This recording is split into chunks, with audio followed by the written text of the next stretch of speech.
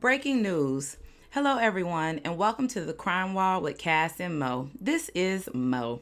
How much can one family take is the question I had after researching this case. Because 6 months prior to Nandi Fitzgerald's murder, she had lost her son to a drowning accident. Now her family not only is mourning the death of him, but they are now mourning the death of Nandi, her son, and a close family friend. Nandi Fitzgerald, her son Denzel Buddy Nolan Jr., and a friend Tatiana Hill, may they all rest in peace as they were taken away from this world too soon. If you're interested in hearing the story of Nandi Fitzgerald, her son, and Tatiana Hill, please keep on watching.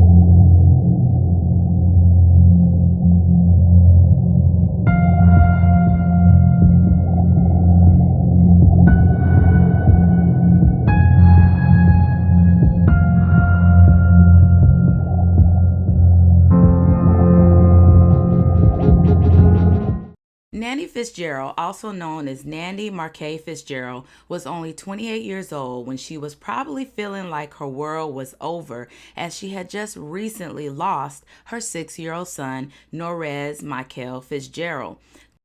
Nandi Fitzgerald wrote on one of her Facebook posts, and it clearly demonstrated the fact that she was really hurt and suffering. So I'm going to read this post so that you all can kind of get a background as to why I was saying this family just can't seem to get a break. You can tell a kid you can be anything in this world, and mine chose to be himself, and that's what I loved about him most. A personality like no other. Still, I'll never understand why him, knowing I'll never get an answer. Late nights, early mornings, I'm hurting with the truth of my own child's death, literally deciding on if I thank God for giving me another chance to raise my others or hate him because he took my child away from me. Like, I don't know if I'm coming or going when I express it all. Seems that I got it together and that I'll be okay, but in reality, I rather me every day. My feelings are so hurt and the pain hurts so very bad, and I accepted it all, but yet it really hurts more and more. Everyday life goes on. I have to live with the fact I really lost a child.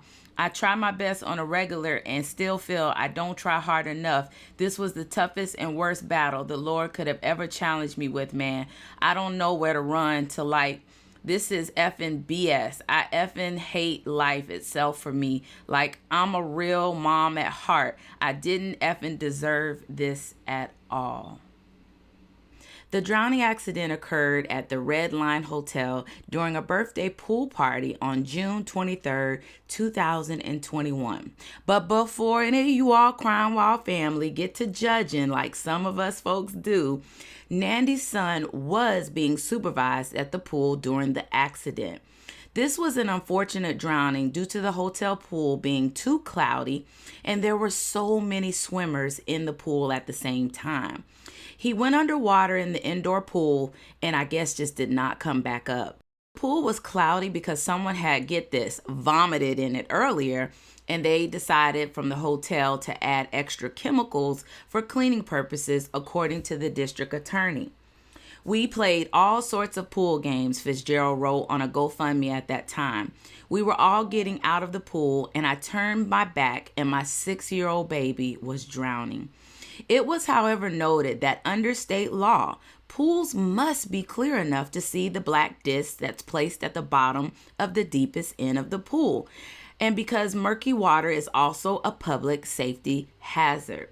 Now, Crime Wall family, not sure if you knew this, but according to YMCA data and the CDC, it can just take 2 minutes for a child to lose consciousness underwater, and drowning is the second leading cause of death for children 1 to 14 years old, right behind car crashes.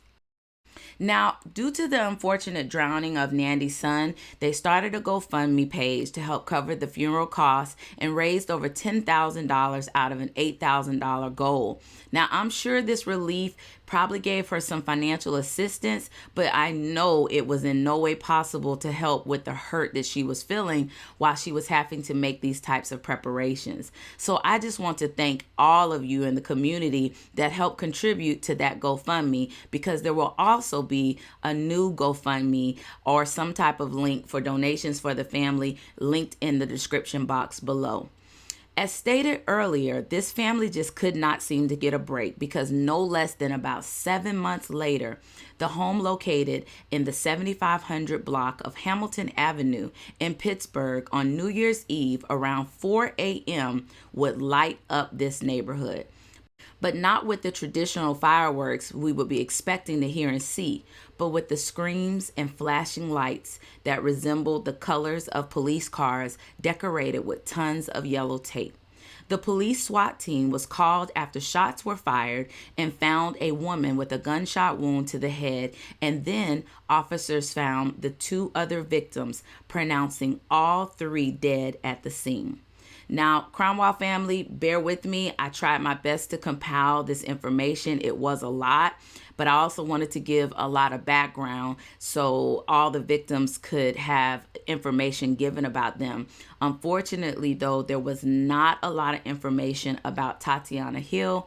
I will definitely try to do some more digging, because she also deserves to have her background and story heard as well, because I'm sure she was also a phenomenal queen.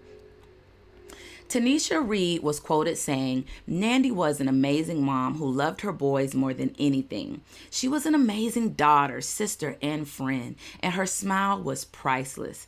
This tragic loss has truly impacted her community, as a number of people were seen giving their condolences and expressed their hurt on social media platforms. Yet I really hadn't heard too much about this case myself as to why it did make it to the crime wall. Now, this is the one thing, Cromwell family, that sent chills down my spine, as one of Nandi's last posts on Facebook was to her brother, Rashad. She said, "I want you to know that I love you to death or far apart. Keep going strong. Don't give in. It's life.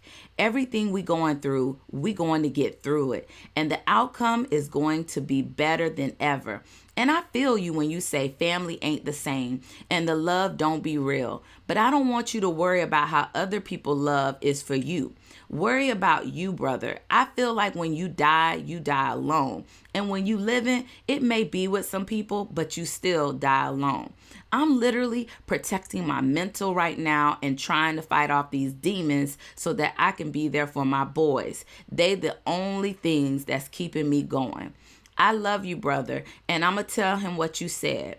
Now, if this post didn't bring some type of chills to you, then I'm not sure what would, because this right here was really shocking to me as I, read it, because she was already talking about death and I don't know. I just do Cromwell family, put in the comments, do you really believe in, manifesting or, putting comments or saying things that, do come to fruition? Now, Nandi was born on June 5th, 1993, and based on her personal Facebook feed, she was known as a person having a big heart, but was also dealing with the normal issues that most of us women face, of course, when it comes to drama and our partners. She was the mother of 4 boys, and as stated earlier, one son had unfortunately drowned. She was still trying to be strong for her other kids, but did mention on some posts that her youngest son was very close to Norez and was having a difficult time being separated from his brother.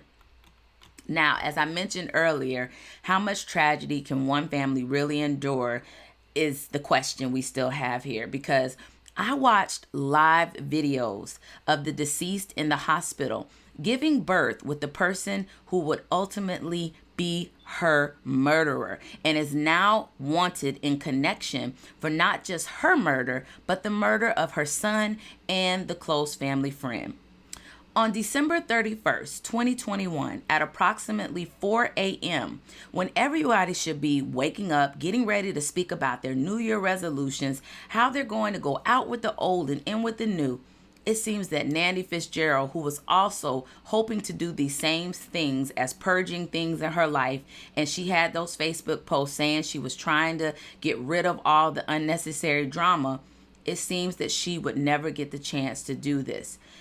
After some investigative reports state that Ronald Steve, who is currently on the run, received some type of text message that would possibly be the motive that allegedly drove him to the point of no return. Now, Fitzgerald and Steve communicated a lot on these text messages, but I'm going to report what was found in various reports that the text message said. Fitzgerald's text to Steve said he would be going to jail for some blank you probably thought you was going to get away with, and go get you a lawyer, homie, according to the complaint records. In the text messages recovered from her phone, Nandi Fitzgerald complains that Steve doesn't visit their son or pay his child support. Ronald Steve, according to the arrest warrant, is being charged with this triple homicide that killed Nandi Fitzgerald, 28, her son Denzel Buddy Nolan Jr., 13, and Tatiana Hill, also 28. The Facebook Live that I saw must be the 1-year-old, as it was live in 2020. And the so-called, alleged murderer, Ronald Steve, also goes by some type of stage name that's called Shady Higgler. Yeah, you a little shady, all right. Now, I did find some of these Shady Higgler videos, but the live that I saw was captioned to say, Rilo ain't trying to slide. He love it in there, man. And pregnant emojis along with Nandi Fitzgerald's name. But looking at the video, it really had me confused because it seems from the surface, he was there as a big support. It's crazy how quickly people can just turn on you.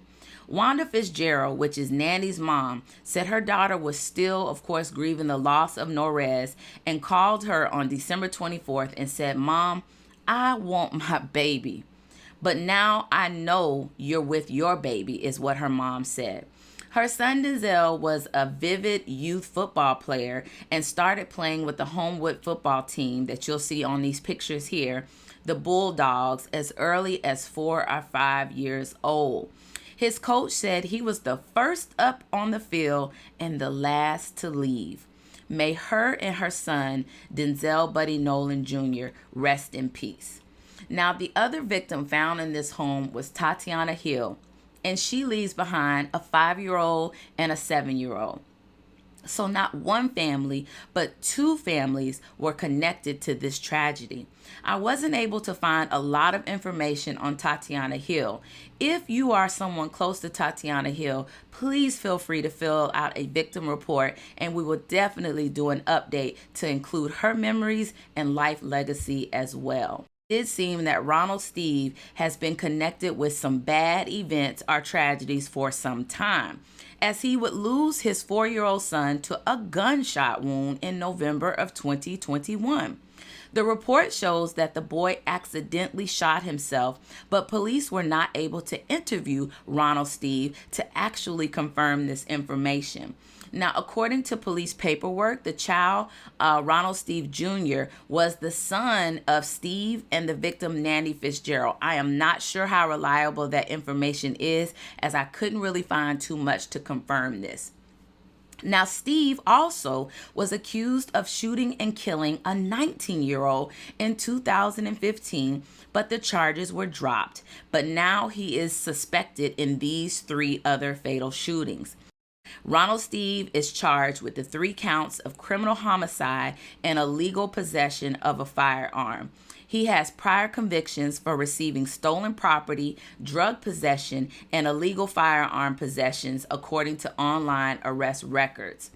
Now, I just want to make sure that Crime Wall family, you all aware, because Ronald Steve, as of this post of this video, is still currently on the run. So there will be information that will be linked in the description box for you to be able to help locate this alleged suspect so that justice can be served. It will never heal the family's wounds, but they do deserve closure.